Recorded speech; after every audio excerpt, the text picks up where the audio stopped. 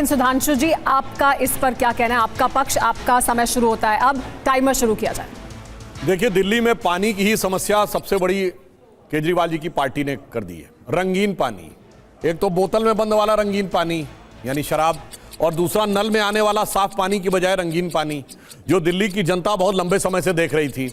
और उसके बाद आप सोचिए कि ऐसा विचित्र, निचला और छिछला आरोप उन्होंने लगाने का प्रयास किया है, जो आरोप तो भारत पाकिस्तान के युद्ध में भारत पे पाकिस्तान ने नहीं लगाया कि हमने उसकी नदियों में जहर मिला दिया है, मगर सर्जिकल स्ट्राइक का सबूत मांगने वाले इन लोगों ने एक देश के अंदर एक प्रदेश और दूसरे देश में ऐसी बात कही। और ये पढ़े लिखे मुख्यमंत्री होने की बात करते हैं। भाई, इस समय सारे अधिकारी, पॉइंट नंबर 1, सारे अधिकारी किसके कंट्रोल में हैं? चुनाव आयोग के। तो आपके कौन से अधिकारी थे जिन्होंने रोक दिया? पॉइंट नंबर 2, हमारे अधिकारियों ने रोक दिया। अरे भैया, चुल्लू का पानी नहीं था कि हाथ से रोक दिया, ये पहले बताना चाहिए।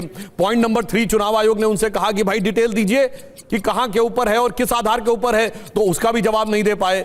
परंतु उससे बड़ी बात यह है कि इन्होंने दिल्ली की जनता को इतना नासमझ समझ लिया कि इस प्रकार की बात करेंगे। हरियाणा में हमारी सरकार है, क्या दिल्ली में सिर्फ आम आदमी पार्टी के सपोर्टर वोटर रहते हैं? लोकसभा में हमें 56% वोट मिला है और 27 किलोमीटर बाद वो उत्तर प्रदेश में जाती है। मुझे लगता है थोड़ा दिमाग रखकर इनको बात करनी चाहिए थी। और वैसे मैं कहना चाहता हूं, जेनोसाइड की बात कर रहे थे, जहां वास्तविक जेनोसाइड हुआ था कश्मीर में, वहां तो कश्मीर फाइल्स के ऊपर कैसा अट्टहास लगा के मजाक उड़ा रहे थे दिल्ली की विधानसभा में, और यहां पे फिल्मी कहानी बता रहे थे जेनोसाइड के नाम के ऊपर। इसलिए मैं कहना चाहता हूं, अब ये दिल्ली के पानी पर बात आ गई है। पानी का मतलब पीने वाला पानी भी होता है और मान सम्मान भी होता है ना। अपना पानी राखिए। तो मैं दिल्ली की जनता से कहना चाहता हूं, रहीमन पानी राखिए, बिन पानी सब सून, और पानी गए न उबरे मोती मानस चून। तो आपके मन का जो पानी है वो उसी से उभरेगा। और रही बात इनकी, अरे इनकी तो जहर की बानी हमेशा से आती रही, सिर्फ पानी में नहीं, बानी में भी बहुत जहर था। मगर चिंता मत करिए, हम तो वो हैं जिन्होंने सदैव विषपान करके भी जगत का कल्याण किया। हम उस भगवान शंकर को आराध्य मानते हैं कि मैं मधु से अनभिज्ञ आज भी जीवन भर विषपान किया है, किया नहीं विध्वंस, विश्व का आजीवन निर्माण किया है। सुधांशु जी, आपका टाइम खत्म हुआ और अब आलोक जी के पास चलते हैं, उनसे जानते हैं इस पर उनका क्या कहना है कि दिल्ली की राजनीति में जहर किसने घोला। आलोक जी, आपका समय अब शुरू होता है, टाइमर शुरू किया जाए।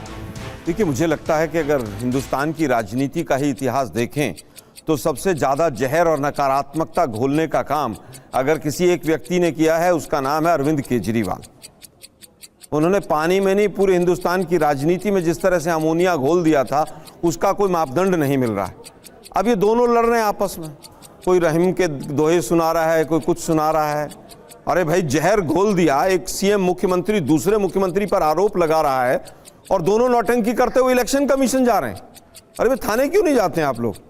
पुलिस स्टेशन जाइए ना, पुलिस हेडक्वार्टर जाके या तो केजरीवाल जी सबूत दें कि भाई इसमें जहर मिलाया था, ये टेस्टिंग रिपोर्ट है, और अगर सबूत नहीं है तो केजरीवाल के खिलाफ FIR हो। लेकिन दुर्भाग्य यह है कि दोनों मुख्यमंत्री पूरी तरह से नाटक कर रहे हैं। एक नाटक किंग दिल्ली में बैठा, एक पूरी तरह से स्वयंभू विश्वगुरु, वो कह रहे हैं मैं भी वही पानी पी रहा हूं। अरे भाई, अगर आपकी सरकार के ऊपर हरियाणा को बदनाम करने के लिए अगर किसी भी तरह का आरोप लगाया है तो आप अपने मुख्यमंत्री को कहिए इलेक्शन कमीशन ना जाए, वो सोनीपत थाने में FIR करें और इनको अरेस्ट करें।